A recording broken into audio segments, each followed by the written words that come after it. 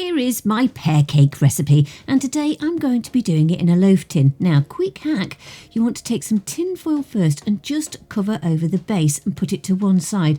I'll explain the madness later. Then take a tin liner and pop that in, along with 150 grams of self-raising flour. Make sure it's in date, folks. And 150 grams of golden caster sugar and 100 grams of ground almonds. Make sure it's all mixed round, and then add in 170 grams of melted butter, along with 1 teaspoon of almond extract.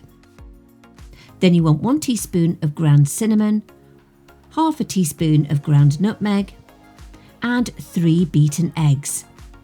Stir all that round to combine and then set aside.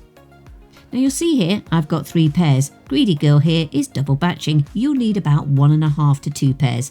Just basically take off the skin and then chop and slice into bite-sized pieces. Take that batter mix and just add in around about 3 to 4 tablespoons of milk, just so that the batter is like dropping consistency.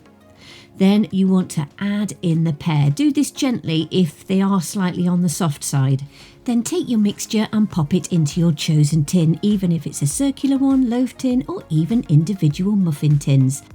Pop the tin foil on top so that the cake has room to rise above, and also make sure that you take this tin foil off around about half an hour before the cake is finished. It should come out of the oven golden brown. When it is cooked, pop it on a wire rack to cool. Now you can have this just as it is, but I like a nice dredging of icing sugar along with some toasted flaked almonds and something else I like too, this caramel drizzle. Absolutely gorgeous. Another nice thing is also a chocolate drizzle sauce.